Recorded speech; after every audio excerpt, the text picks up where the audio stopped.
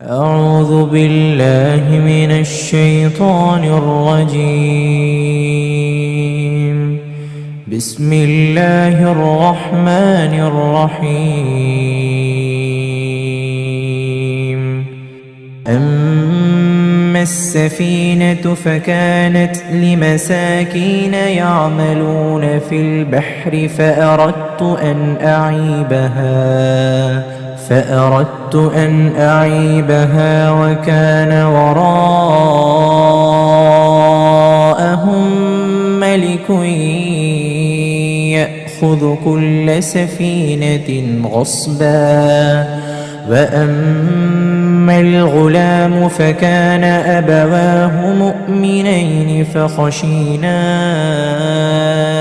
أن يرهقهما طغيانا وكفرا فأردنا أن يبدلهما ربهما خيرا منه زكاة وأقرب رحما. وأما الجدار فكان لغلامين يتيمين في المدينة وكان تحته كنز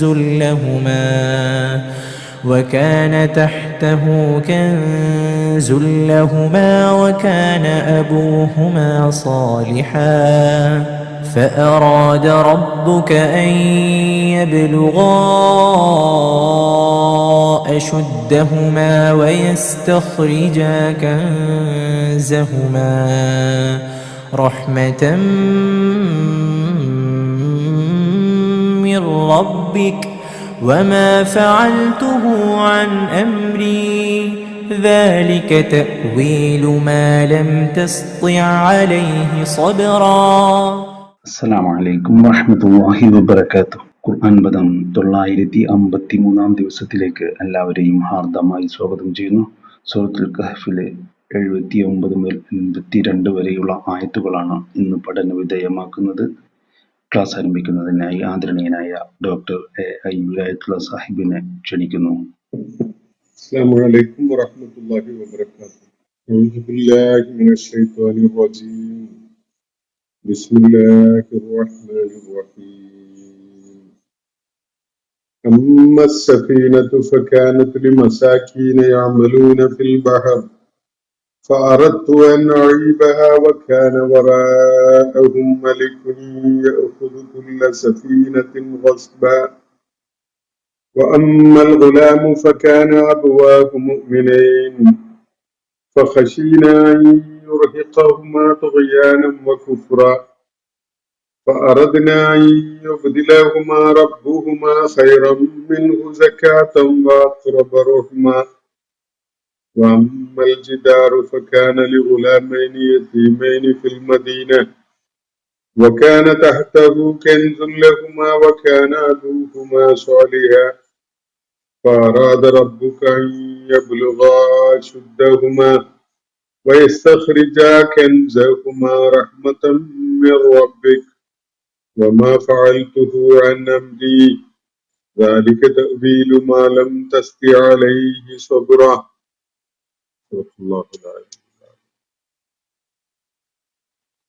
സൂറത്തുൽ കഹ്ഫിലെ 79 മുതൽ 82 വരെയുള്ള ആയത്തുകളാണ് ഞാൻ നിങ്ങളെ കേൾപ്പിച്ചിട്ടുള്ളത്. മൂസ അലൈഹിസ്സലാം ഖിദ്ർ അലൈഹിസ്സലാമുമായി ഒരുമിച്ച് നടത്തിയ ആ യാത്രയിലെ ചില അസാധാരണത്വമുള്ള നടപടിക്രമങ്ങൾ മൂസ അലൈഹിസ്സലാമിന് കണ്ടും കേട്ടും ക്ഷമിച്ചു നിൽക്കാൻ പറ്റാതിരുന്ന ചില സംഗതികൾ. അത് സംബന്ധമായി ചോദ്യങ്ങളൊന്നും ഉന്നയിക്കരുത്, ഞാൻ സ്വമേധയാ വിശദീകരണം നൽകുന്നത് വരെ എന്നതായിരുന്നു മൂസ അലൈഹി ഇസ്ലാമിന് തന്റെ കൂടെ യാത്ര ചെയ്യാൻ അനുമതി നൽകുന്നതിന്റെ ഭാഗമായിട്ട് ഖിദ്ർ അലൈഹി ഇസ്ലാം വെച്ചിരുന്ന നിബന്ധന. മൂസ അലൈഹി ഇസ്ലാമിന് അത് പാലിക്കാൻ കഴിയുകയുണ്ടായില്ല. ഓരോ സന്ദർഭത്തിലും അദ്ദേഹം അതിനുള്ള വിയോജിപ്പോ ആശ്ചര്യമോ അല്ലെങ്കിൽ അംഗീകരിക്കാനുള്ള സന്നദ്ധതയോ ഇല്ലാത്ത വിധത്തില് ചോദ്യങ്ങൾ ഉന്നയിക്കുകയുണ്ടായി. അങ്ങനെ 3 സംഭവങ്ങളെ തുടർന്ന് ഇനി നമ്മൾ ഒരുമിച്ചുള്ള യാത്രയില്ല, ഇവിടെ അത് അവസാനിച്ചു. ഇതുവരെ താങ്കൾക്ക് എന്നോടൊപ്പം ക്ഷമ കൈക്കൊള്ളാൻ കഴിയാതിരുന്ന ആ വിഷയങ്ങൾക്കുള്ള വിശദീകരണം ഞാനിതാ നൽകിയേക്കാം എന്നാണ് ഖിളർ അലൈഹിസ്സലാം ആ ഘട്ടത്തിൽ മൂസ അലൈഹി ഇസ്ലാമയോട് പറയുകയുണ്ടായത്. അങ്ങനെ ആ വിശദീകരണം നൽകുന്ന ആയത്തുകളാണ് നമ്മൾ ഇന്ന് വായിക്കുന്നത്. 79 മുതൽ 82 വരെയുള്ള ആയത്തുകളിൽ അടങ്ങിയിട്ടുള്ളത് ഈ 3 കാര്യങ്ങൾക്ക് ഖിളർ അലൈഹിസ്സലാം നൽകുന്ന വിശദീകരണമാണ്. അമ്മ സഫീനത്തു, 3 സംഭവങ്ങൾ എല്ലാവരും ഓർക്കുന്നുണ്ടാകുമെന്ന് കരുതുകയാണ്. ഒന്ന്, അവരൊരുമിച്ച് യാത്ര ചെയ്യുമ്പോൾ അവർ യാത്ര ചെയ്തുകൊണ്ടിരുന്ന കപ്പലിന് ഖിളർ ഒരു ദ്വാരം ഉണ്ടാക്കി കളഞ്ഞു. രണ്ടാമത്തെ ഒന്ന്, അവർ യാത്ര ചെയ്തുകൊണ്ടിരിക്കെ അവർ കണ്ടുമുട്ടിയ ഒരു കൗമാരപ്രായക്കാരനായ ഒരു ബാലനെ ഖിളർ അലൈഹിസ്സലാം പ്രത്യേകിച്ച് കാരണമൊന്നും കാണാതെ തന്നെ കൊന്നുകളഞ്ഞു. മൂന്നാമത്തെ സംഭവം അവസാനം സൂചിപ്പിച്ച അവരൊരു നാട്ടില് ചെന്നപ്പോ അവിടുത്തെ ആളുകളോട് ഭക്ഷണം ആവശ്യപ്പെട്ടപ്പോ അവരെ നൽകാതെ അവർക്ക് ആതിഥ്യം നൽകാൻ സന്നദ്ധരാവാതെ അവർക്ക് വേണ്ട പരിഗണന കൊടുക്കാതിരുന്ന ഒരു നാട്ടിലെ പട്ടണത്തിലുള്ള ഒരു ഭിത്തി വീഴാറായി നിൽക്കുന്നത് കണ്ട് ഖിളർ അലൈഹി ഇസ്ലാം അത് ശരിപ്പെടുത്തി വെച്ചു. ഈ 3 സംഭവങ്ങളാണ് മൂസ അലൈഹി ഇസ്ലാമിന് ഉൾക്കൊള്ളാൻ പ്രയാസമുണ്ടായിരുന്ന, അടക്കി നിർത്താൻ കഴിയാത്ത വിധത്തില് ജിജ്ഞാസയോടുകൂടി അദ്ദേഹം ഇടപെട്ട് ചോദ്യങ്ങൾ ഉന്നയിക്കുകയുണ്ടായത്. അതിൽ ഒന്നാമത്തേത് അമ്മ സഫീനത്തു, ആ കപ്പലിന്റെ കാര്യം. അതിങ്ങനെയാണ്: ഫകാനത്തുലി മസാക്കീന യഅമലൂന ഫിൽ ബഹർ, കടലിലെ തൊഴിലിൽ ഏർപ്പെട്ടിട്ടുണ്ടായിരുന്ന ചില പാവങ്ങളായ മസാക്കീനായ ആളുകളുടേതായിരുന്നു ആ കപ്പല്. ഖിളർ അലൈഹിസ്സലാം ദ്വാരപ്പെടുത്തിയ ആ കപ്പല് കടലില് തൊഴിലെടുത്ത് ജീവിച്ചിരുന്ന തൊഴിലാളികളുടെ ഉടമസ്ഥതയിലുള്ള, ആ പാവങ്ങളായ ആളുകളുടെ ഉടമസ്ഥതയിലുണ്ടായിരുന്ന കപ്പലായിരുന്നു. ഫറത്തു അൻ അഈബഹ, അപ്പൊ ഞാൻ അതിനെ ഒരു ന്യൂനതയുള്ളതാക്കി മാറ്റാൻ, ഒരു അഴിബുള്ളതാക്കി മാറ്റാൻ തീരുമാനിച്ചു. അതിന്റെ കാരണം വക്കാന വറാഅഹും മലിക്കും, ആ കപ്പലിന് പുറകിലായിട്ട് ഒരു രാജാവ്, യഖ്ദു കുല്ല സഫീനത്തിൻ ഗസ്ബ, എല്ലാ കപ്പലുകളെയും അക്രമപരമായി നിർബന്ധം ചെലുത്തിക്കൊണ്ട് പിടികൂടുന്ന ഒരു രാജാവ് അവർക്ക് പുറകിലായിട്ടുണ്ടായിരുന്നു. ഇതാണ് കാരണം.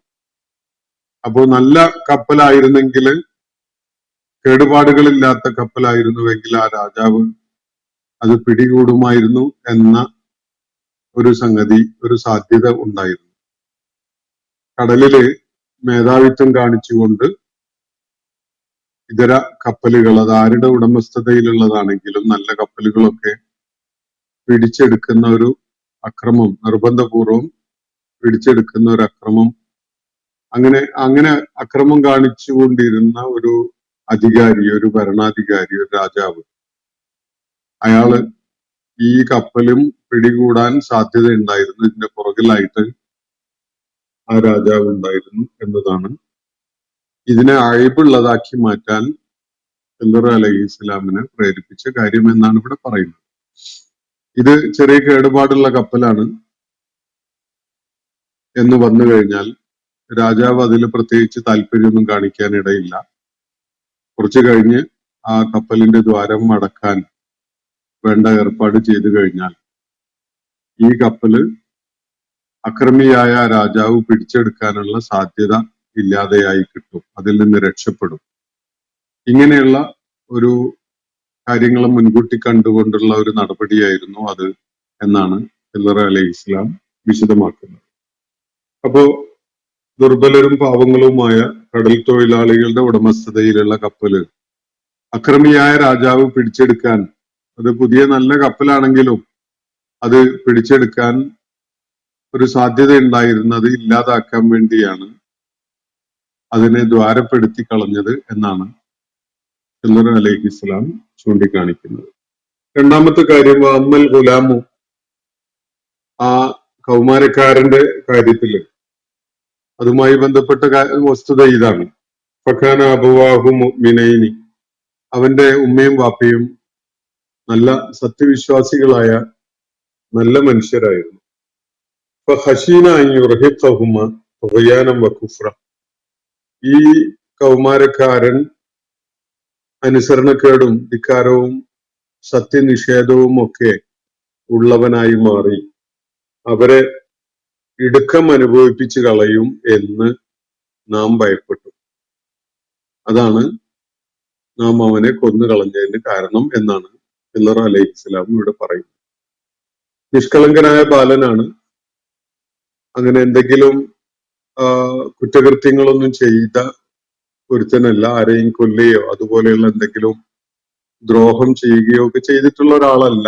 നിഷ്കളങ്കരായ സഖിയായ ബാലനാണ് ആ ഘട്ടത്തിൽ. പക്ഷെ വൈകാതെ തന്നെ അവൻ ഒരു താഗിയായി മാറും, ഒരു ധിക്കാരിയും അതുപോലെ അനുസരണം കെട്ടവനും ഒക്കെയായിട്ട് അവന് മാറും. സത്യനിഷേധം തലയിലേറ്റി നടക്കുന്നവനുമായി മാറും.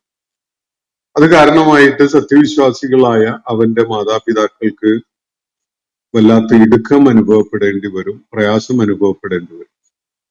അപ്പൊ അങ്ങനെയുള്ള പ്രയാസം അനുഭവിക്കുന്നതിന് ആ മാതാപിതാക്കളുടെ കാര്യത്തില് അങ്ങനെ ഒരു മനസ്പ്രയാസം അനുഭവിക്കുന്നവരായി മാറാതിരിക്കാൻ വേണ്ടി അവരോടുള്ള കരുണ എന്നുള്ള നിലക്കാണ് ഈ പയ്യനെ നാം കൊന്നുകളഞ്ഞത് എന്നാണ് ഖിദ്ർ അലൈഹി ഇസ്ലാം ഇവിടെ ചൂണ്ടിക്കാണിക്കുന്നത്. പ്രത്യക്ഷത്തില് ഈ ഒരു സംഭവം, ഈ പയ്യനെ കൊന്നുകളഞ്ഞു, ഈ കൗമാരപ്രായക്കാരനെ കൊന്നുകളഞ്ഞു എന്നത് നമുക്ക് ന്യായീകരണമൊന്നും കാണാൻ കഴിയാത്തൊരു വിഷയം തന്നെയാണ്. നേരത്തെ പറഞ്ഞ കപ്പല് ദ്വാരപ്പെടുത്തിയതും അങ്ങനെയൊക്കെ തന്നെയാണ്. വരാനിരിക്കുന്ന ഒരു സാധ്യത മുൻകൂട്ടി കണ്ടുകൊണ്ട് മറ്റൊരാളുടെ ഉടമസ്ഥതയിലുള്ള ഒരു വിലപിടിപ്പുള്ള ഒരു സ്വത്ത് അതിന് കേടുപാട് വരുത്തുക എന്നതാണ് അവിടെ നടന്നിട്ടുള്ളത്. ഇവിടെ ഭാവിയിൽ ഇവൻ തുകയാനും കുഫറും കാണിക്കുന്ന മാതാപിതാക്കൾക്ക് വലിയ മാനസിക പ്രയാസം സൃഷ്ടിക്കുന്നവനായി മാറും എന്നത് കാരണത്താൽ ഈ പയ്യനെ കൊന്നുകളഞ്ഞു എന്നാണ് ഇവിടെ പറയുന്നത്. അപ്പൊ ഈ രണ്ട് സംഭവങ്ങളും ഇസ്ലാമിക ശരീഅത്തിനോട് സംഘർഷപ്പെടുന്ന വിഷയങ്ങളാണ്, എല്ലാവർക്കും അറിയാതെ. പ്രവാചകന്മാര് മുഖേന അള്ളാഹു മനുഷ്യർക്കുള്ള മാർഗദർശനമായി ദീന് നൽകിയ അല്ലെങ്കിൽ അതിന്റെ ശരീഅത്ത് പഠിപ്പിച്ച ആദ്യഘട്ടം മുതല് ഇന്നേ വരെയുള്ള ഒരു പ്രവാചകന്റെയും അധ്യാപനത്തില് അംഗീകരിക്കാൻ കഴിയാത്ത ആ ദൈവിക മാർഗദർശനങ്ങളോട് സംഘർഷപ്പെടുന്ന സംഗതികളാണ് ഇത് രണ്ടും. ഈ കപ്പല് ദ്വാരപ്പെടുത്തിയ വിഷയമായാലും കൗമാരപ്രായക്കാരനായ ആ പയ്യനെ അവൻ ഭാവിയില് തുകയാനും കുഫറും കാണിക്കുന്നവരായി മാറി മാതാപിതാക്കൾക്ക് വലിയ ദ്രോഹം ഉണ്ടാക്കും എന്ന് മുൻകൂട്ടി കണ്ടുകൊണ്ട് അവനെ കൊന്നുകളഞ്ഞു എന്നത്. അങ്ങനെ ഒരു പരിപാടി, കുറ്റകൃത്യം ചെയ്യാതെ ശിക്ഷ നൽകുക എന്നത് ഇസ്ലാമിക ശരീഅത്ത് ഒരു ഘട്ടത്തിലും അംഗീകരിക്കുന്ന ഒരു വിഷയമായിട്ടില്ല.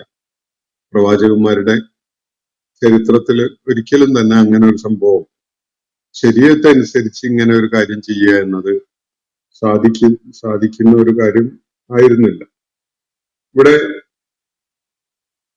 ഖിദർ അലൈഹിസ്സലാം പറയുന്നത്, ഈ പയ്യന്റെ മാതാപിതാക്കള് സത്യവിശ്വാസികളായ നല്ല മനുഷ്യരായിരുന്നു. ഫഹശീന അൻ യുർഹിഖഹുമ തുഗ്യാനം വകുഫ്ര, തുഗ്യാനും കുഫ്റും കാണിച്ചുകൊണ്ട് ഇവൻ അവരെ ഇരുവരെയും പ്രയാസപ്പെടുത്തി കളയും എന്ന് നാം ഭയപ്പെട്ടു. അത് കാരണമായിട്ടാണ് നാം അവനെ കൊന്നുകളഞ്ഞത് എന്നാണ് ഇവിടെ സൂചിപ്പിക്കുന്നത്. അപ്പോ എന്നിട്ട് പറയുന്നത് ഫഅറദ്ന അൻ യുബ്ദിലഹുമ റബ്ബുഹുമ ഖൈറൻ മിൻഹു സകാത്തൻ വഅഖറബ റഹ്മ. നാം ആഗ്രഹിച്ചത്, ഫഅറദ്ന നാം ഉദ്ദേശിച്ചത്, നാം ആഗ്രഹിച്ചത്, അൻ യുബ്ദിലഹുമ റബ്ബുഹുമ അവരിരുവരുടെയും രക്ഷിതാവ് അല്ലാഹു റബ്ബ് അവർക്ക് ഇവന് പകരമായിട്ട് ഖൈറൻ മിൻഹു ഇവനേക്കാൾ ഉത്തമനായ ഉത്കൃഷ്ടനായ, അതുപോലെ സകാത്തം വഅഖറബ റഹ്മ സ്വഭാവ ഗുണങ്ങളില് അല്ലെങ്കിൽ ജീവിത വിശുദ്ധി കാത്തു സൂക്ഷിക്കുന്ന വിധത്തില്, അതാണ് സക്കാത്ത് കൊണ്ട് ഉദ്ദേശിക്കുന്നത്. അതിനാണ് സഖീ എന്നുള്ള വാക്കൊക്കെ വരുന്നത്. അപ്പോ അങ്ങനെയുള്ള സഖീയായ അല്ലെങ്കിൽ ജീവിത വിശുദ്ധിയുടെ ഗുണങ്ങളൊക്കെയുള്ള ഒരുവൻ, അഖറബ റഹ്മ അതുപോലെ കാരുണ്യം, കുടുംബ ബന്ധങ്ങളിലും അടുത്ത ആളുകളോടൊക്കെ കരുണയും സ്നേഹവും കൂറും ഒക്കെ കൂടുതലായിട്ട് കാണിക്കുന്നവനുമായ ഒരു സന്താനത്തെ അവരുടെ റബ്ബ് അവർക്ക് ഇവന്റെ സ്ഥാനത്ത് പകരമായിട്ട് നൽകട്ടെ എന്ന് ഞാൻ ആഗ്രഹിച്ചു, അല്ലെ നാം ആഗ്രഹിച്ചു. അതാണ് കാരണം. അതിനാലാണ് ഇവനെ അങ്ങ് കൊന്നുകളഞ്ഞത്. ഈ പയ്യൻ വളർന്നു വന്നാൽ ഒരു തുകയാനും കുഫറും കാണിക്കുന്ന ഒരുവനായി മാറും. അത് മാതാപിതാക്കൾക്ക് വലിയ വിഷമമുണ്ടാക്കും. അതുകൊണ്ട് അവന് പകരം അവന്റെ സ്ഥാനത്ത് അള്ളാഹു നല്ല സ്വഭാവ ഗുണങ്ങളുള്ള സഖിയായ, അതുപോലെ കുടുംബ ബന്ധങ്ങളെ നിർമ്മലമാക്കുന്ന സ്നേഹവും കാരുണ്യവും ഒക്കെ കാണിച്ചുകൊണ്ട് ബന്ധങ്ങളെ കൂടുതൽ ഊഷ്മളമാക്കുന്ന പ്രത്യേകതയൊക്കെയുള്ള ഒരു പുത്രനെ അല്ലെങ്കിൽ ഒരു സന്താനത്തെ പകരമായിട്ട് അള്ളാഹു നൽകട്ടെ എന്ന ആഗ്രഹത്തിലാണ്, എന്ന ഉദ്ദേശത്തിലാണ് ഇവനെ കൊന്നുകളഞ്ഞത് എന്നാണ് ഖിദർ അലൈഹിസ്സലാം ഇവിടെ വ്യക്തമാക്കുന്നത്. ഫഅറദ്ന അൻ യുബ്ദിലഹുമാ റബ്ബുഹുമാ ഖൈറൻ മിൻഹു സകാത്തൻ വഅഖറബ റഹ്മ. ഇനി മൂന്നാമത്തെ വിഷയം, വഅമ്മൽ ജിദാറു, ആ ഭിത്തിയുടെ കാര്യം. ഫകാന ലിഗുലാമൈനി യതീമൈൻ, അത് അനാഥകളായ രണ്ട് കുട്ടികളുടെ ഉടമസ്ഥതയിൽ അവർക്ക് അവകാശപ്പെട്ടതായിട്ട് ഉള്ളതായിരുന്നു. ഇവിടെ ഗുലാം എന്നുള്ള വാക്ക് കൗമാരപ്രായക്കാരനെയാണ്, മുതിർന്ന ഒരാള് എന്നുള്ള അർത്ഥത്തിലല്ല, കൗമാരപ്രായക്കാരെയാണ് സൂചിപ്പിക്കുന്നത്. അപ്പൊ ഈ ഭിത്തി രണ്ട് അനാഥരായ കൗമാരക്കാരുടെ അവകാശത്തിൽ പെട്ടതായിരുന്നു. പട്ടണത്തിലുള്ള ഫിൽ മദീനത്തിൽ വകാന തഹ്തഹു കൻസുൻ ലഹു, ഈ ഭിത്തിക്ക് അടിയിലായിട്ട് അവരിരുവർക്കുമായി അവകാശപ്പെട്ട ഒരു നിധിയും ഉണ്ടായിരുന്നു. ഒരു ഭിത്തിയുടെ കാര്യമാണ് ഇവിടെ പറയുന്നത്. അത് തകർന്നു വീഴാൻ നിന്നപ്പോ ഖിദർ അലൈഹിസ്സലാം അതിനെ നേരെയാക്കി നിർത്തി, അതിന്റെ കേടുപാടുകളൊക്കെ തീർത്ത് അത് അടർന്നു വീണു പോകാതിരിക്കുന്ന വിധത്തിൽ അതിനെ ശരിപ്പെടുത്തി വെച്ചു. അപ്പൊ ഈ ഭിത്തി നന്നാക്കി എന്നത് ഒരു വെറുംപണിയായിട്ടാണ് തോന്നുന്നത്. ശരീഅത്ത് അതിന് വലിയ തടസ്സമൊന്നും കാണാൻ നമുക്ക് കഴിയില്ല. ശരീഅത്ത് അങ്ങനെ ഒരു സംഗതി, ഒരു കൂലി കിട്ടാത്ത ഒരു പണി, അതും ഒരു ഭിത്തി അങ്ങനെ വീഴാൻ നിൽക്കുന്നത്, അത് വീണു പോയത് കൊണ്ട് പ്രത്യേകിച്ച് കുഴപ്പമൊന്നുമില്ല എന്ന് തോന്നും. പിന്നെ കൂലി കിട്ടാതെ ഒരു പണി ചെയ്തു പോവുക എന്നുള്ളത് അത് ശരീഅത്ത് വിലക്കുന്ന ഒരു വിഷയമൊന്നുമല്ല. ഇസ്ലാമിക ശരീഅത്തില് അങ്ങനെ ഒരാൾ ഒരു വെറുംപടി ചെയ്തു എന്നത് ഒരു കുറ്റകരമായ ഒരു കാര്യമൊന്നുമല്ല, തെറ്റല്ല. പക്ഷെ ആവശ്യമില്ലാത്തൊരു പണി എന്ന് തോന്നും പ്രത്യക്ഷത്തിൽ. അപ്പൊ ഈ ഭിത്തി ശരിയാക്കി എന്നതിന്റെ രഹസ്യം ഇതാണ്. അത് അനാഥരായ 2 കൗമാരക്കാരുടെ അവകാശത്തിൽ പെട്ടതായിരുന്നു. അതിന് താഴെയായിട്ട് ഒരു നിധി സൂക്ഷിച്ചു വെച്ചിട്ടും ഉണ്ടായിരുന്നു. അവർ ഈ 2 കൗമാരപ്രായക്കാരായ കുട്ടികളെ അവർക്ക് അവകാശപ്പെട്ടതാണ് ആ നിധി. വഖാന അബൂഹുമാ സ്വാലിഹ.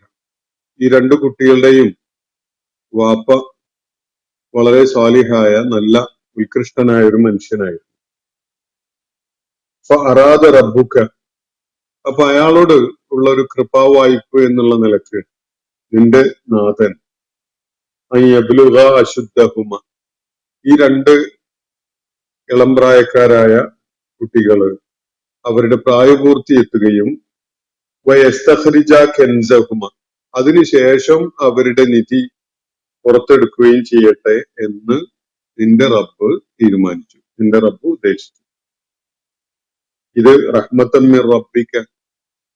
ഇതൊക്കെയും തന്നെ നിന്റെ റബ്ബിന്റെ അടുക്കൽ നിന്നുള്ള കാരുണ്യം എന്നുള്ള നിലക്കാണ്. വമാ ഫഅൽതുഹു അൻ അംരി. ഇതൊന്നും ഞാന് സ്വന്തം നിലക്ക് ചെയ്തതല്ല, എന്റെ കഴിവിലും അധികാരത്തിലും പെട്ട കാര്യങ്ങൾ എന്ന നിലക്ക് ചെയ്തതല്ല, നിന്റെ റബ്ബിന്റെ കാരുണ്യം എന്നുള്ള നിലക്ക് നിർവഹിക്കപ്പെട്ട കാര്യങ്ങളാണ് ഇതൊക്കെയും തന്നെ. ഇത് പൊതുവായിട്ട് പറയുന്നതായിട്ട് മനസ്സിലാക്കാൻ കഴിയും. ഈ 2 അനാഥ ബാലന്മാരുടെ അവർക്ക് അവകാശപ്പെട്ട നിധി ഭിത്തിക്കടിയിലുള്ളത് ഇപ്പോ ഭിത്തി തകർന്നു വീണു കഴിഞ്ഞാൽ ആ നിധി വെളിപ്പെടാനും അത് അനർഹരായ പലരുടെയും കയ്യിലേക്ക് എത്താനും യഥാർത്ഥത്തിൽ അതിന്റെ അവകാശികളായിരുന്ന ഈ ബാലന്മാരുടെ കൈകളിലേക്ക് അത് എത്താതിരിക്കാനും അത് ആരെങ്കിലുമൊക്കെ തട്ടിപ്പറിച്ച് കൊണ്ടുപോകാനും ഒക്കെ സാധ്യത വളരെ കൂടുതലുണ്ടായിരുന്നു. അങ്ങനെ ഒരു സാധ്യത തടയുന്നതിന് വേണ്ടി അവര് പ്രായമായി വരട്ടെ, എന്നിട്ട് മുതിർന്ന ആളുകളായതിനു ശേഷം അവർക്ക് ആ നിധി കിട്ടുവാൻ അവസരം ഉണ്ടാവട്ടെ എന്ന വിധത്തില് നിന്റെ റബ്ബ് ആ കുട്ടികളുടെ പിതാവിനോടുള്ള ഒരു കൃപാവായ്പ എന്നുള്ള നിലക്ക് ചെയ്തിരിക്കുന്ന ഒരു കാരുണ്യത്തിന്റെ ഒരു പ്രകടനമാണിത് എന്നാണ് ഇവിടെ സൂചിപ്പിക്കുന്നത്. ഈ റഹ്മത്തുൻ മിർ റബ്ബിക എന്ന് പറയുന്നത് ഈ അനാഥ മക്കളുടെ സ്വത്ത് സംരക്ഷിക്കുന്നതിന് വേണ്ടി ഭിത്തി നേരെയാക്കുന്ന ആ പണിയിലേക്ക് ഇവര് മുതിർന്നതിനെ കുറിച്ച് മാത്രമല്ല, അതിന് മുമ്പ് സൂചിപ്പിക്കപ്പെട്ട 2 കാര്യങ്ങളിലും അത് തന്നെയാണ് പ്രവർത്തിച്ചിട്ടുള്ളത് എന്ന് കാണാൻ കഴിയും. എന്നിട്ട് അതേക്കുറിച്ച് മൂസ അലൈഹിസ്സലാമിനോട് ഖിളർ അലൈഹിസ്സലാം നടത്തുന്ന ഒരു പ്രസ്താവന, വമാ ഫഅൽതുഹു അൻ അംരി. എന്റെ സ്വന്തം ഇച്ഛപ്രകാരമുള്ള എന്റെ അധികാരമോ അല്ലെങ്കിൽ തീരുമാനമോ അടിസ്ഥാനപ്പെടുത്തിക്കൊണ്ടുള്ള ഒരു നടപടിയായിരുന്നില്ല, അങ്ങനെയല്ല ഞാൻ അത് ചെയ്തിട്ടുള്ളത്. ഇത് റഹ്മത്തൻ മിർ റബ്ബിക, നിന്റെ റബ്ബിന്റെ അടുക്കൽ നിന്നുള്ള ഒരു കാരുണ്യം എന്നുള്ള നിലക്കാണ്. ദാലിക തഅ്വീലു മാ ലം തസ്തിഅ അലൈഹി സബ്റ. ഇതാണ് നിനക്ക് ക്ഷമ അവലംബിച്ച് നിൽക്കാൻ കഴിയാതിരുന്ന വിഷയങ്ങളുടെ യാഥാർത്ഥ്യം. അങ്ങനെയാണ് ഖിളർ അലൈഹി ഇസ്ലാം അതിനെ വിശദീകരിക്കുന്നത്. ഈ 3 സംഭവങ്ങൾ ഉണ്ടായപ്പോഴും മൂസ അലൈഹി ഇസ്ലാമിന് ക്ഷമിച്ചു നിൽക്കാൻ പറ്റിയില്ല. ആദ്യത്തെ 2 സംഭവങ്ങൾ വളരെ പ്രകോപനപരമായിട്ട് തന്നെ തോന്നാം. മൂന്നാമത്തെ ഒരു സംഗതി വളരെ ഒരു വെറും പണിയായിട്ട്, വേണ്ടാത്തൊരു പണിയായിട്ട് ഒക്കെ തോന്നാം. ഈ വിഷയങ്ങളിലൊക്കെയും തന്നെ മൂസ അലൈഹി ഇസ്ലാം ഇടപെട്ട് സംസാരിക്കുകയും എന്തുകൊണ്ട് അത് അങ്ങനെ ചെയ്തു എന്ന വിധത്തില് ചോദിക്കുകയൊക്കെ ചെയ്ത് നമ്മൾ കാണുകയുണ്ടായി. അപ്പോ അതിനുള്ള വിശദീകരണമാണ് ഇവിടെ നൽകപ്പെട്ടിരിക്കുന്നത്. ഇതിനോട് ചേർത്ത് മനസ്സിലാക്കേണ്ട ചില കാര്യങ്ങൾ, ഒന്ന്, ഈ സംഭവങ്ങളിൽ 3 സംഭവങ്ങളില് ഒന്നൊഴികെ ബാക്കി 2 ശരീഅത്ത് വിരുദ്ധമായ പ്രവർത്തനങ്ങളാണ്.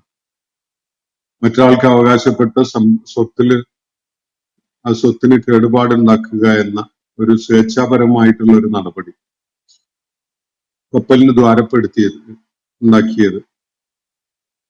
അതുപോലെ തന്നെ ആ കൗമാര പ്രായക്കാരനായ പയ്യനെ കൊന്നുകളഞ്ഞത്. ഇത് രണ്ടും ശരീഅത്ത് വിരുദ്ധമായ പ്രവർത്തനങ്ങളാണ്. മൂന്നാമത്തെ സംഗതി ശരീഅത്ത് വിരുദ്ധം എന്ന് പറയാൻ പറ്റൂലെങ്കിലും ഒരു അനാവശ്യമായ ഒരു പ്രവർത്തനം എന്നാണ് പ്രത്യക്ഷത്തിൽ തോന്നുന്നത്. അപ്പൊ ബാഹ്യമായ ലക്ഷണങ്ങൾ വെച്ചുകൊണ്ടുള്ള വിലയിരുത്തലിലുള്ള നമ്മുടെ ഇത് സംബന്ധമായി നമുക്ക് അനുഭവപ്പെടുന്ന ചില വിചാരങ്ങളാണ് ഞാനിവിടെ സൂചിപ്പിക്കുകയുണ്ടായത്. ഇതുപോലെയുള്ള സംഭവങ്ങൾ നിരന്തരം നമ്മുടെ സമൂഹത്തിൽ പലപ്പോഴും നടക്കുന്നുണ്ടാകും. നമ്മളത് സൂക്ഷ്മമായി വിലയിരുത്തിയാൽ പലതും കാണാൻ കഴിയും. വളരെ ഉത്കൃഷ്ടരായ മാതാപിതാക്കളുടെ മക്കള് കൊച്ചു പ്രായത്തിൽ ഇപ്പോ സ്കൂളിലേക്കോ മദ്രസയിലേക്കോ ഒക്കെ പോകുന്ന പ്രായത്തില് തീർത്തും അവിചാരിതമായി വണ്ടി തട്ടിയോ അതുപോലെ എന്തെങ്കിലും അപകടത്തിൽപ്പെട്ടോ മരിച്ചു പോവുക. നല്ല മാതാപിതാക്കള് നല്ല ഓമനത്വത്തോടു കൂടി വളർത്തി കൊണ്ടുവരുന്ന കുട്ടി പെട്ടെന്ന് അങ്ങ് മരിച്ചു പോകുന്ന എന്തെങ്കിലും ഒരു അപകടം സംഭവിക്കുന്ന ഒരു കാര്യം നമുക്കത് ഉൾക്കൊള്ളാൻ കഴിയില്ല. എങ്ങനെ അത് എന്തുകൊണ്ട് അങ്ങനെ ഒരു ഒരു ഒരു നിർദ്ധേയമായ വിധി ഉണ്ടായി എന്നത് മനസ്സിലാക്കാൻ പ്രയാസം അനുഭവപ്പെടുന്ന ഒരു കാര്യമാണ്. അതുപോലെ തന്നെ നമ്മളിപ്പോ ഒരു നല്ല വാഹനം വാങ്ങുകയോ അല്ലെങ്കിൽ നല്ല ഒരു വീടുണ്ടാക്കുകയോ അല്ലെങ്കിൽ നല്ലൊരു കച്ചവട സംരംഭം തുടങ്ങുകയൊക്കെ ചെയ്യുമ്പോൾ തുടക്കത്തിൽ തന്നെ എന്തെങ്കിലുമൊക്കെ അതിലിങ്ങനെ തിരിച്ചടി ഉണ്ടാവുക. ഇപ്പോ വാഹനം വാങ്ങി അതിന്റെ മുടക്കിയ പണം ഈടാക്കാൻ പോലും പറ്റുന്നതിന്റെ മുന്നേ ആയിട്ട് അല്ലെങ്കിൽ അതിന്റെ വളരെ തുടക്കത്തിൽ തന്നെ ഒരു ചെറിയ അപകടത്തിലൊക്കെ പെടുക. നമുക്കത് വളരെ ഒരു അശുഭകരമായ ഒരു സൂചനയായിട്ടൊക്കെ തോന്നുന്ന വിധത്തിൽ എന്തെങ്കിലും ഒരു ഡാമേജ് ഉണ്ടാവുക, ഒരു പ്രശ്നത്തിലകപ്പെടുക എന്ന്. അതുപോലെ വീട് നിർമ്മാണം കഴിഞ്ഞ ഘട്ടത്തിലാണ് നമുക്ക് എന്തെങ്കിലും അതില് ഒരു അതൃപ്തി ഉണ്ടാക്കുന്ന എന്തെങ്കിലും ഒരു കേടുപാടൊക്കെ സംഭവിക്കുക, ഒരു വിള്ളൽ ഉണ്ടാവുക, അങ്ങനെയൊക്കെയുള്ള. അതുപോലെ കച്ചവട സംരംഭത്തിലൊക്കെ ഇങ്ങനെ ഉണ്ടാകാം. അപ്പൊ നമുക്കിത് വല്ലാത്തൊരു തിരിച്ചടിയായിട്ട് ഒരു പ്രഹരമായിട്ടൊക്കെ ഈ സംഗതികൾ അനുഭവപ്പെടാം. സ്വാഭാവികമായി സാധാരണ ഇത്തരം സംഗതികൾ ഉണ്ടാവുമ്പോൾ നമുക്ക് അനുഭവപ്പെടുന്ന ഒരു ഒരു ഒരു വിചാരമോ അല്ലെങ്കിൽ നമുക്ക് അനുഭവപ്പെടുന്ന ഒരു വികാരമോ ഒക്കെയാണത്. ഇത് കാര്യങ്ങളുടെ പ്രത്യക്ഷത്തിലുള്ള സൂചനകൾ വെച്ചുകൊണ്ട് മാത്രം വിലയിരുത്താൻ കഴിയുന്ന ഒരവസ്ഥയിൽ ഉണ്ടാവുന്ന നമ്മളുടെ ഒരു ഫീലിംഗ് ആണ് ഞാനിവിടെ സൂചിപ്പിച്ചിട്ടുള്ളത്. പക്ഷെ അതിനപ്പുറത്തേക്ക് ദൈവികമായ ചില ആസൂത്രണങ്ങളും ചില മുൻകരുതലുകളും നടപടികളും ഒക്കെ ഉണ്ടാകും എന്ന ഒരു വസ്തുതയാണ് ഖിളിർ അലൈഹിസ്സലാം ഈ വിശദീകരണത്തിലൂടെ ഇവിടെ നമ്മളെ ബോധ്യപ്പെടുത്തുന്നത്. ഖിളിർ അലൈഹിസ്സലാമിന്റെ വ്യക്തിത്വം, അദ്ദേഹം ആരായിരുന്നു? ഒരു മനുഷ്യനായിരുന്നോ? ഒരു പ്രവാചകനായിരുന്നോ? ഒരു മലക്കായിരുന്നോ? തുടങ്ങിയിട്ടുള്ള ചോദ്യങ്ങൾ സ്വാഭാവികമായിട്ടും ഉയരും. മൂസ അലൈഹിസ്സലാം അങ്ങനെ ഒരാളുടെ കൂടെ യാത്ര ചെയ്ത് പോകുമ്പോഴാണ് ഈ സംഭവങ്ങളൊക്കെ ഉണ്ടായിട്ടുള്ളത്. ഒരു പ്രവാചകനും അല്ലെങ്കിൽ മനുഷ്യരുടെ കൂട്ടത്തിലെ ഒരാൾക്കും തന്നെ ഇങ്ങനെ ഒരു ശരീഅത്ത് വിരുദ്ധമായ ഒരു പ്രവർത്തനം ചെയ്യാൻ ഒരു ഘട്ടത്തിലും ഇസ്ലാം അനുവദിച്ചിട്ടില്ല. ഇങ്ങനെ ഒരു സംഭവം അരങ്ങേറുകയാണ്. ശിക്ഷാർഹമായ കുറ്റകൃത്യങ്ങളായിട്ട് ഇതിലെ 2 ഏറ്റവും ചുരുങ്ങിയത് നമുക്ക് അനുഭവപ്പെടും. അപ്പോ ഇങ്ങനെ ഒരു പ്രവാചകന്റെ സാന്നിധ്യത്തിൽ ആ പ്രവാചകന് ചില കാര്യങ്ങൾ പഠിപ്പിക്കുന്ന വിധത്തിൽ ഒരാള് ഇത്തരം പ്രവർത്തനങ്ങൾ ചെയ്യുക എന്നത് അത് എത്രത്തോളം ന്യായീകരണം അർഹിക്കുന്നതാണ് എന്നത് പരിഗണിക്കപ്പെടേണ്ടതായിട്ട് വരും. അപ്പൊ നമുക്ക് ബോധ്യപ്പെടുന്ന ഒരു കാര്യം, ഇത് സ്വാഭാവികമായ ഒരു സംഭവമോ അല്ലെങ്കിൽ മനുഷ്യര് നിർവഹിച്ച പ്രവർത്തനങ്ങളോ അല്ല എന്നതാണ്. അള്ളാഹു മൂസ അലൈഹിസ്സലാമിന് ചില പാഠങ്ങൾ, കാര്യങ്ങളുടെ അന്തരാർത്ഥങ്ങൾ ബോധ്യപ്പെടുത്തി കൊടുക്കുന്ന ചില പാഠങ്ങൾ പകർന്നു നൽകാൻ വേണ്ടി ചെയ്തിട്ടുള്ള ഒരു ഏർപ്പാടാണ്. വലിയൊരു സാധ്യത നമുക്ക് അനുഭവപ്പെടുന്നത്, തോന്നുന്നത്, അത് ഖുർആനും സുന്നത്തിനും ഒന്നും അതിലെ പ്രയോഗങ്ങൾക്കൊന്നും എതിരല്ലാത്ത ഒരു സംഗതിയായിട്ട് അനുഭവപ്പെടുന്നത് ഖിളർ അലൈഹിസ്സലാം ഒരു മലക്കാവാനാണ് സാധ്യത എന്നതാണ്. എന്ന് പറഞ്ഞാൽ അള്ളാഹുവിന്റെ വിധി നടപ്പിലാക്കുന്ന ഒരു ഏജന്റ് ആയിട്ടാണ് ഇവിടെ ഖിളർ അലൈഹിസ്സലാം പ്രവർത്തിക്കുന്നത് എന്ന് കാണാൻ കഴിയും. സാധാരണഗതിയിൽ ഇങ്ങനത്തെ പ്രവർത്തനങ്ങള് അല്ലെങ്കിൽ സംഭവങ്ങൾ നമ്മൾ നിരന്തരം ഉണ്ടാവുന്നത് കാണുന്നുണ്ട്. ഇപ്പോ വളരെ ദരിദ്രരായ കുറെ ആളുകൾ ചേർന്ന് വാങ്ങിച്ച ഒരു കപ്പല്, കടൽ തൊഴിലാളികളാണ്, പാവങ്ങളാണ്, മിസ്കീന്മാരാണ്, അവര് വാങ്ങിച്ചൊരു കപ്പല് ഇങ്ങനെ ആരെങ്കിലുമൊക്കെ കേടുപാട് ഉണ്ടാക്കാൻ കാരണമാകുന്ന സംഭവം ഉണ്ടാവാം. അത് അല്ലെങ്കിൽ ഒരു പാറക്കെട്ടില് തട്ടി അതിന് കേടുപാട് സംഭവിച്ചു എന്ന് വരാം. ഇങ്ങനെയൊക്കെയുള്ള സംഭവങ്ങൾ പലപ്പോഴും ഉണ്ടാകുമ്പോൾ ഇതാരാണ് ചെയ്യുന്നത് എന്നത് നമ്മൾ കാണാത്ത വിധത്തില് അതിന്റെ ഏജൻസി മറഞ്ഞു കിടക്കുകയാണ് ചെയ്യുക. ആരാണ് അത് ചെയ്യുന്നത് എന്ന്. അപ്പൊ ഒരു അപകടം ഉണ്ടായി. വളരെ കരുതലോട് കൂടിയാണ് വാഹനം, പുതുതായിട്ട് വാങ്ങിയ വാഹനമാണ്, ധാരാളം പണം ചെലവഴിച്ചുകൊണ്ടാണ് അത് നിരത്തിൽ ഇറക്കിയിട്ടുള്ളത്. അതുകൊണ്ടുള്ള ശ്രദ്ധയും കരുതലും ഒക്കെ ഉള്ള വിധത്തിലാണ് വണ്ടി എടുത്തതെങ്കിലും അന്ന് തന്നെ ഒരു അപകടം ഉണ്ടായി, ചില്ലറ കേടുപാടുകളൊക്കെ സംഭവിച്ചു എന്നൊക്കെ വരാം. ഇങ്ങനെയൊക്കെയുള്ള സംഭവങ്ങൾ നമ്മൾ പലപ്പോഴും കാണുന്നുണ്ട്. അപ്പൊ നമ്മൾ അത് വിധിയുടെ ക്രൂരത എന്നുള്ള നിലക്കൊക്കെ വായിക്കാനൊക്കെ ഒരുമ്പിട്ട് കളയും. അതാണ് നമ്മൾ സാധാരണ ചെയ്യാറുള്ളത്. വിധിയുടെ ക്രൂരത എന്നൊക്കെയാണ് നമ്മൾ, വിധിയുടെ വിളയാട്ടം എന്നൊക്കെ നമ്മൾ അതിനെ വിളിച്ചു കളയും. ഇതുപോലെയുള്ള സംഭവങ്ങൾ, അതുപോലെ വളരെ നല്ല ആളുകളുടെ ജീവിതത്തില് വലിയ വിഷമവും നിരാശയൊക്കെ ഉണ്ടാക്കുന്ന വിധത്തിലുള്ള ചില അനുഭവങ്ങൾ, മക്കള് ചെറുപ്രായത്തിൽ മരിച്ചു പോവുക അല്ലെങ്കിൽ കൊല്ലപ്പെടുക, അതുപോലെയുള്ള സംഗതികൾ.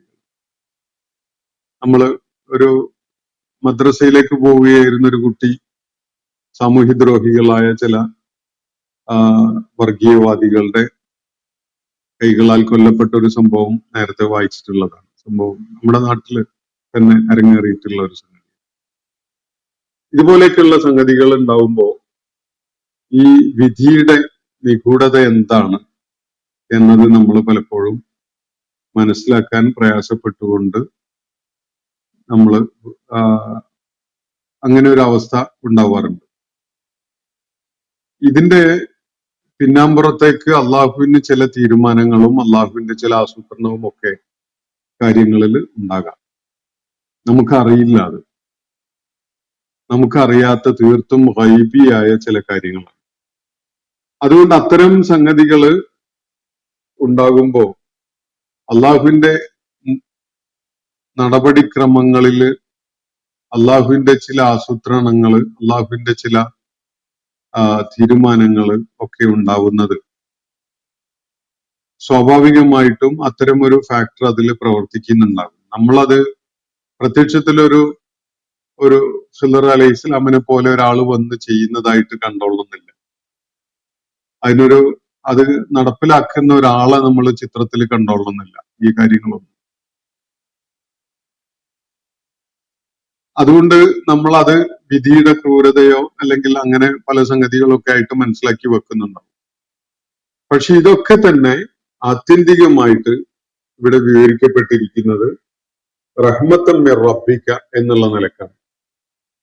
നിന്റെ റബ്ബിന്റെ അടുക്കൽ നിന്നുള്ള കാരുണ്യം എന്നുള്ള നിലക്കാണ്. പ്രത്യക്ഷത്തിൽ ക്രൂരത, വലിയ തിരിച്ചടി, പരാജയം എന്നൊക്കെ നമുക്ക് തോന്നാമെങ്കിലും യഥാർത്ഥത്തിൽ അതില് അടങ്ങിയിരിക്കുന്നത് പടച്ച തമ്പുരാന്റെ കാരുണ്യമാണ് എന്നാണ് ഇവിടെ സൂചിപ്പിക്കുന്നത്.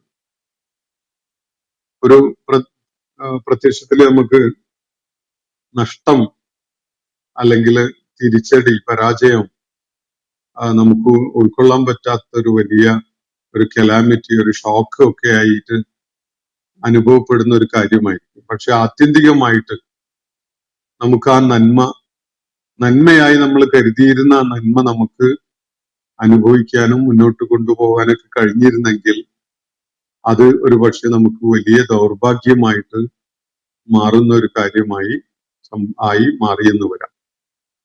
ഇപ്പൊ ഇവിടെ സൂചിപ്പിച്ച ആ ബാലന്റെ കാര്യം, ചെറുപ്രായത്തിൽ തന്നെ ഖിദർ അലൈഹി ഇസ്ലാം കൊന്നുകളഞ്ഞു എന്ന് പറയുന്ന ആ ബാലൻ. ഈ മാതാപിതാക്കൾ തന്നെ അവന് വളർന്ന് മുതിർന്ന് വലിയ ആളായി കഴിയുന്ന ഘട്ടത്തില് അവന്റെ ധിക്കാരവും അനുസരണക്കേടും അതുപോലെ ഒരു സത്യനിഷേധിയായിട്ടുള്ള അവന്റെ നിഗളിപ്പൊക്കെ കാണുമ്പോൾ ഈ മാതാപിതാക്കൾക്ക് തന്നെ തോന്നിപ്പോവും, ഓ ഈ പയ്യന് ചെറുപ്പത്തിൽ എത്ര നല്ല മോനായിരുന്നു, ഇവനെ അങ്ങ് ചെറുപ്പത്തിൽ തന്നെ അങ്ങ് മരിപ്പിച്ചിരുന്നെങ്കിൽ എത്ര നന്നായിരുന്നേനെ എന്ന് ഈ ഉത്കൃഷ്ടരായ സുഹൃതവാന്മാരായ മാതാപിതാക്കൾക്ക് തോന്നിയെന്ന് വരും. ഇതുപോലെയുള്ള സംഭവങ്ങൾ നമ്മൾ നിത്യേന കണ്ടുകൊണ്ടിരിക്കുന്നുണ്ട്, നമ്മളുടെ ചുറ്റുപാടും സംഭവിക്കുന്നുണ്ട്. അതിലെവിടെയും മൂസ അലൈഹി ഇസ്ലാം ഒരു കാഴ്ചക്കാരനായിട്ടും ഈ പ്രവർത്തനം നടപ്പിലാക്കുന്ന ഒരാളായിട്ട് ഖിദർ അലൈഹി ഇസ്ലാമിനെയും നമ്മൾ കണ്ടോളുന്നില്ല. അങ്ങനെ ഉണ്ടാവാറില്ല. ഇല്ലാത്ത വിധത്തില് നമ്മൾ ഈ സംഭവങ്ങൾ നിത്യവും കാണുന്നുണ്ട്. അതിന്റെ പേരിൽ നമ്മൾ വല്ലാതെ വിഷമിക്കുന്നു, കണ്ണീരൊഴുക്കുന്നു, സങ്കടപ്പെടുന്നു, ആത്മഹത്യ മുനമ്പിൽ വരെ എത്തുന്നു. ഇങ്ങനെയൊക്കെ മനുഷ്യന് അവസ്ഥകൾ ഉണ്ടാവാറുണ്ട്. അത്തരം വഴിമുട്ടുന്ന ജീവിത സാഹചര്യങ്ങളിലേക്ക് എത്തിപ്പെടുമ്പോൾ ഓർക്കേണ്ട ഒരു സംഗതി, അള്ളാഹുവിന്റെ ആസൂത്രണത്തിലോ അള്ളാഹുവിന്റെ കാരുണ്യത്തിന്റെ ഭാഗമായിട്ടോ അല്ലാതെ അല്ല ഈ കാര്യങ്ങളൊന്നും ഉണ്ടാവുന്നത്. അള്ളാഹു പലപ്പോഴും ഒരു വലിയ നിഅമത്ത് എന്ന് നമുക്ക് തോന്നുന്ന ഒരു സംഗതി നമ്മളിൽ നിന്ന് തട്ടി മാറ്റിയിട്ടുണ്ടാകും. അത് പക്ഷേ ആ നിഅമത്ത് നമുക്ക് അള്ളാഹു തന്നിരുന്നെങ്കിൽ നമുക്ക് കൂടുതൽ മനോവിഷമം ഉണ്ടാക്കുന്ന ഒരു സംഗതിയായി മാറിയെന്ന് വരും. ഉദാഹരണത്തിന് ഒരാൾ കുറെ പണം മുടക്കി ഒരു കച്ചവടം തുടങ്ങി, അല്ലെങ്കിൽ ഒരു സംരംഭം തുടങ്ങി നോക്കുക. ആ സംരംഭം അങ്ങ് കത്തിപ്പടർന്ന് വിജയിച്ച് ഗംഭീരമായി അത് വലിയൊരു ഒരു കോർപ്പറേറ്റ് സംരംഭമൊക്കെയായി മാറിയെന്ന് തന്നെ സങ്കല്പിച്ചോളൂ. വലിയ ലാഭം കൊയ്തെടുക്കാൻ കഴിയുന്ന ലോകമെമ്പാടുമായി പടർന്ന് നിൽക്കുന്ന ഒരു പടവൃക്ഷം പോലെ വളർന്ന് ഗംഭീരമായി മാറിയിട്ടുള്ള ഒരു സംരംഭമായിട്ട് അത് ഉയർന്നു എന്ന് സങ്കല്പിക്കുക. അത് ആ സംരംഭകനെ അഹന്തയുള്ളവനായി മാറാനും അള്ളാഹുവിനെ വിസ്മരിക്കാൻ കാരണമാകുന്ന ഒരു ഭൗതികമായ നേട്ടമായി മാറാനൊക്കെ വലിയ സാധ്യതയുണ്ട്. പലപ്പോഴും പലരും അങ്ങനെയാണ്, വലിയ വളർച്ച നേടുമ്പോൾ വന്ന വഴി മറന്നു പോവുകയും അതൊക്കെയും തന്നെ അള്ളാഹുവിന്റെ കാരുണ്യമായിരുന്നു എന്നതും അള്ളാഹുവിന്റെ ഔദാര്യമായിരുന്നു എന്നതൊക്കെ മറന്ന് ഔദ്ധത്യത്തിന്റെ ഒരു പ്രവണത കാണിക്കുന്നവനായി മാറിയെന്ന് വരാം. അങ്ങനെ പലപ്പോഴും ഉണ്ടാവാറുണ്ട്. അതേ സമയത്ത് ആ സംരംഭകന് അയാൾ തുടങ്ങിയ ഘട്ടത്തിൽ തന്നെ തിരിച്ചടികൾ ഉണ്ടാവുന്നു എന്ന് വെക്കുക. ഉദ്ദേശിച്ച വിധത്തിൽ കാര്യങ്ങൾ ഒരു ഫുട്ടിങ് ആവാതെ വരുന്നു, അയാൾക്ക് വിഷമമുണ്ടാവുന്നു, പലപ്പോഴും സങ്കടപ്പെടേണ്ടി വരുന്നു. അങ്ങനെ ഉണ്ടാവുമ്പോൾ സത്യവിശ്വാസിയായ ഒരു മനുഷ്യൻ കൂടുതൽ കൂടുതൽ അള്ളാഹുവിനോട് താണ് കേണ് ചോദിക്കുന്നവനും വിനയമുള്ളവനും അള്ളാഹുവിനെ എന്നെന്നും എപ്പോഴും ഓർക്കാൻ പ്രേരിതനാവുന്നവനും ഒക്കെയായിട്ട് ആ കഷ്ടപ്പാടുകളും വിഷമങ്ങളും പ്രശ്നങ്ങളും ഒക്കെ അനുഭവിച്ചുകൊണ്ട് അയാൾ മുന്നോട്ട് പോകുന്നുണ്ടാകും.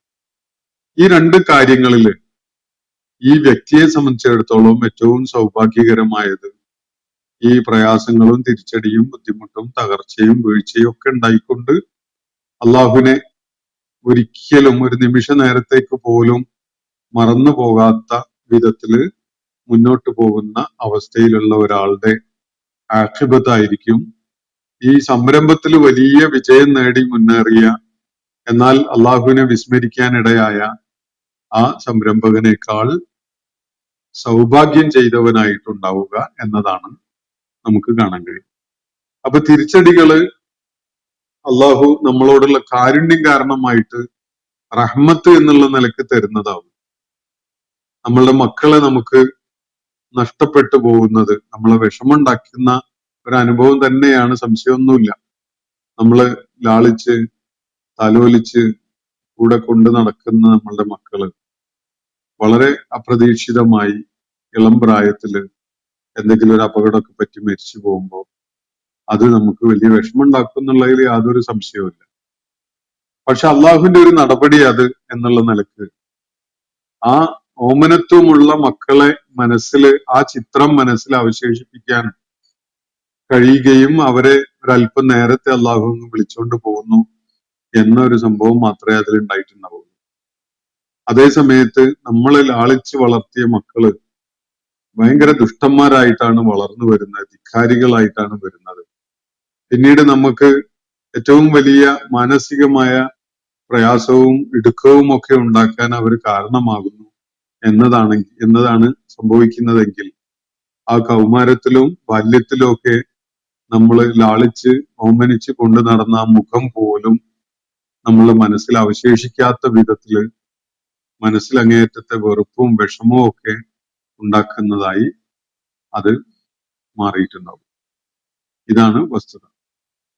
അപ്പൊ ഇതില് ഈ രണ്ട് സാധ്യതകളില് യഥാർത്ഥത്തിൽ ആ വിഷമം നമുക്ക് നേരത്തെ അനുഭവിപ്പിച്ചുകൊണ്ട് ആ നല്ല ചിത്രം മനസ്സിൽ അവശേഷിപ്പിച്ച ഒരു സംഗതി ദൈവികമായ കാരുണ്യമായിരുന്നു, റഹ്മത്തായിരുന്നു എന്നത് നമ്മൾ ഒട്ടും വൈകാതെ തന്നെ തിരിച്ചറിയുകയും ചെയ്യും.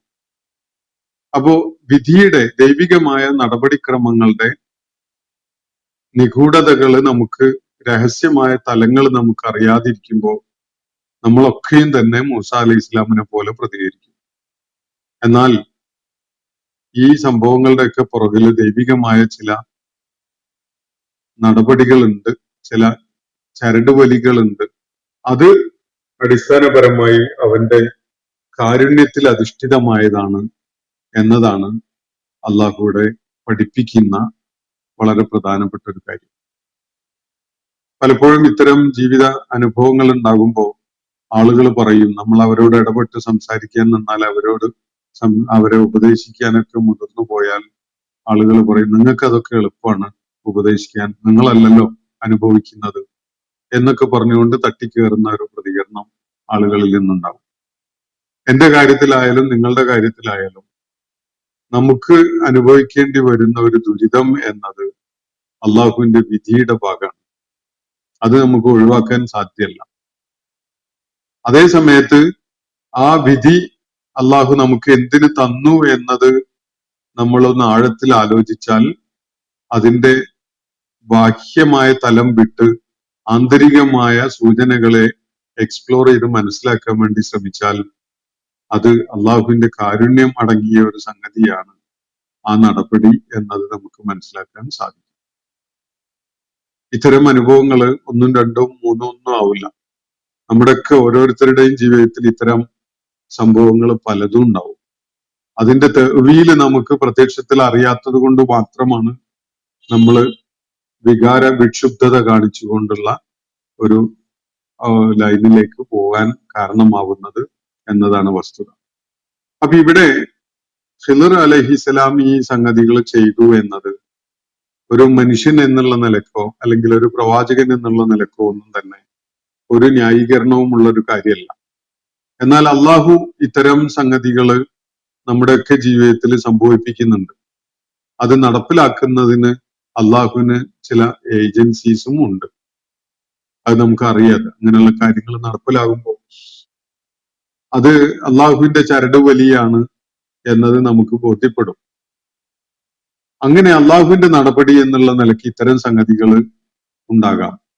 ഇവിടെ അള്ളാഹുവിന്റെ വിധിയുടെ അല്ലെങ്കിൽ ഖദറിന്റെ മറഞ്ഞു കിടക്കുന്ന ആ തലം നമുക്കൊന്ന് അതിന്റെ വിധി മാറ്റിയിട്ട് അതിന്റെ കേട്ടൻ ഒന്ന് ഉയർത്തിയിട്ട് കാണിച്ചു തരികയാണ് യഥാർത്ഥത്തിൽ ചെയ്യുന്നത്.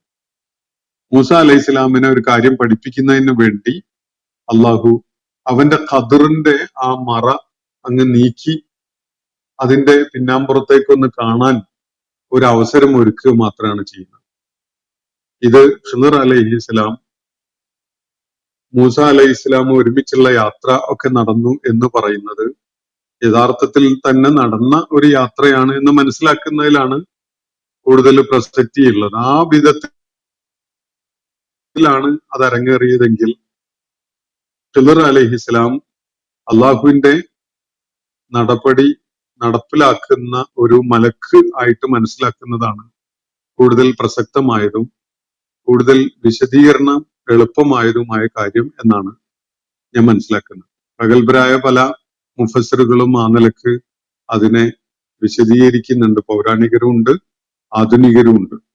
വ്യത്യസ്തമായി അത് ഈ ഖിളർ അലൈഹിസ്സലാം ഒരു പ്രവാചകനായിരുന്നു എന്ന നിലക്കൊക്കെ നിരീക്ഷിക്കുന്ന ആളുകളുണ്ട്. പക്ഷെ അത് ഇങ്ങനത്തെ ചില സംഘർഷപ്പെടലുകളുള്ള വിധത്തിലെ ആ നിലക്ക് അതിനെ വായിക്കാൻ പറ്റുകയുള്ളൂ.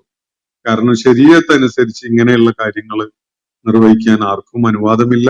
ആരെങ്കിലും അങ്ങനെയുള്ള പ്രവർത്തനങ്ങൾ ചെയ്താൽ അവര് ശിക്ഷാർഹരുമാണ് എന്നതാണ് വസ്തുത. അതുകൊണ്ട് തന്നെ ശരീഅത്ത് ബാധകമാകുന്ന മനുഷ്യര് ഇത് ചെയ്തു എന്നത് നമുക്ക് സങ്കല്പിക്കാൻ വയ്യ. അത് ശരീഅത്ത് ബാധകമല്ലാത്ത അള്ളാഹുവിന്റെ കൽപ്പനകൾ നടപ്പിലാക്കുന്ന മലക്ക് ചെയ്ത ഒരു സംഗതിയായിട്ട് മാത്രമേ നമുക്കത് കാണാൻ കഴിയുകയുള്ളൂ. അപ്പോ ഈ സാധാരണഗതിയിൽ മലക്കുകള് നമ്മുടെ ദൃഷ്ടിഗോചരമല്ലാത്ത വിധത്തില് ഈ കേട്ടിന് പുറകിലായിട്ട് ഇത് നിർവഹിച്ചുകൊണ്ടേയിരിക്കുന്നുണ്ട്. ഒരു ചെറിയ പിഞ്ചു പൈതല് മേശപ്പുറത്ത് നമ്മൾ തൽക്കാലം ഉടുക്കുന്ന തുണി ഒന്ന് നേരാക്കി ഉടുക്കാൻ വേണ്ടി മേശപ്പുറത്ത് വെച്ചതായിരിക്കും. അപ്പൊ മേശയുടെ പക്കത്തേക്ക് വന്ന് അത് ഉരുണ്ടു മറിഞ്ഞ് താഴേക്ക് വീണ് തല പൊട്ടുന്ന അല്ലെങ്കിൽ വലിയ അപകടം ഉണ്ടാകുന്ന സാധ്യതയൊക്കെ പലപ്പോഴും ഉണ്ടാവാറുണ്ട്. പക്ഷെ കുഞ്ഞെങ്ങനെ വീണിട്ടും യാതൊന്നും പറ്റിയില്ല എന്ന ഒരു ഔട്ട്കം ചിലപ്പോൾ നമ്മൾ കാണുമ്പോൾ എന്തൊരു അത്ഭുതമായിട്ട് നമുക്കത് തോന്നിയെന്ന് വരും. വല്ലാത്തൊരു അത്ഭുതമായി പോയല്ലോ ഇത്. ആ കുട്ടി അത്രയും ഉയരത്തുനിന്ന് താഴേക്ക് വീണിട്ട് ഒന്നും പറ്റിയിട്ടില്ല, ഒന്നും സംഭവിച്ചിട്ടില്ല എന്നത് നമ്മൾ കാണുകയാണ്. ഇങ്ങനത്തെ എന്തെല്ലാം അത്ഭുതങ്ങൾ ഉണ്ടാവാറുണ്ട്. അപ്പോ ആരാണ് ആ കുഞ്ഞിന്റെ വീഴ്ചയെ അപകടകരമല്ലാതാക്കി മാറ്റിയത് എന്നത് നമുക്ക് പ്രത്യക്ഷത്തിൽ കാണാൻ കഴിയില്ല. പക്ഷെ അള്ളാഹുവിന്റെ ചില ഏജൻസ് ഈ കുട്ടിയുടെ സംരക്ഷകരായിട്ടൊക്കെ അള്ളാഹു നിയോഗിച്ച് അവിടെ എത്തുന്നുണ്ടാവും. അപ്പൊ അത് ഡിപ്പെൻസ്, അത് അള്ളാഹുവിന്റെ തീരുമാനവുമായിട്ട് ബന്ധപ്പെട്ടതാണ്. അപ്പൊ ഈ ഖദറിന്റെ അള്ളാഹുവിന്റെ ദൈവിക വിധിയുടെ ഈ വിധി അങ്ങ് മാറ്റിയിട്ട് ഒരല്പ നേരത്തേക്ക് നമ്മുടെ ചുറ്റും അരങ്ങേറുന്ന സംഭവങ്ങളുടെ നിഗൂഢതകൾ, അതുമായി ബന്ധപ്പെട്ടുകൊണ്ടുള്ള രഹസ്യങ്ങൾ എന്ത് എന്നത് മനസ്സിലാക്കാൻ മൂസ അലൈഹി ഇസ്ലാമിന് അള്ളാഹു ഒരു അവസരം ഒരുക്കിയതായിട്ട് നമുക്കിതിനെ കാണാം. അതില് നമ്മളെ സംബന്ധിച്ചിടത്തോളം വലിയ പാഠങ്ങൾ അടങ്ങിയിട്ടുണ്ട്. ഇത് സംബന്ധമായ ചില കാര്യങ്ങൾ കൂടി പങ്കുവെക്കാനുള്ളത് ഇൻഷാ അല്ലാഹ് അടുത്ത ദിവസം ഞാൻ തുടർന്നുള്ള ആയത്തുകളുടെ വിവരണത്തിന്റെ ഭാഗമായിട്ട് അത് നിങ്ങളുടെ ശ്രദ്ധയിൽ കൊണ്ടുവരാൻ ശ്രമിക്കാം എന്ന് സൂചിപ്പിച്ചുകൊണ്ട് അവസാനിപ്പിക്കുകയാണ്. വാഖിറു ദഅ്വാനാ അനിൽ ഹംദുലില്ലാഹി റബ്ബിൽ ആലമീൻ. അസ്സലാമു അലൈക്കും വറഹ്മത്തുള്ളാഹി വബറകാതുഹു. ഇന്നത്തെ ഖുർആൻ പദം ഇവിടെ സമാപിക്കുന്നു. ഖുർആൻ പഠനത്തിൽ പങ്കെടുത്ത എല്ലാവർക്കും അള്ളാഹു അർഹമായ പ്രതിഫലം നൽകി അനുഗ്രഹിക്കട്ടെ. വാഖിറു ദഅ്വാനാ അനിൽ ഹംദുലില്ലാഹി റബ്ബിൽ ആലമീൻ. അസ്സലാമു അലൈക്കും വറഹ്മത്തുള്ളാഹി വബറകാതുഹു.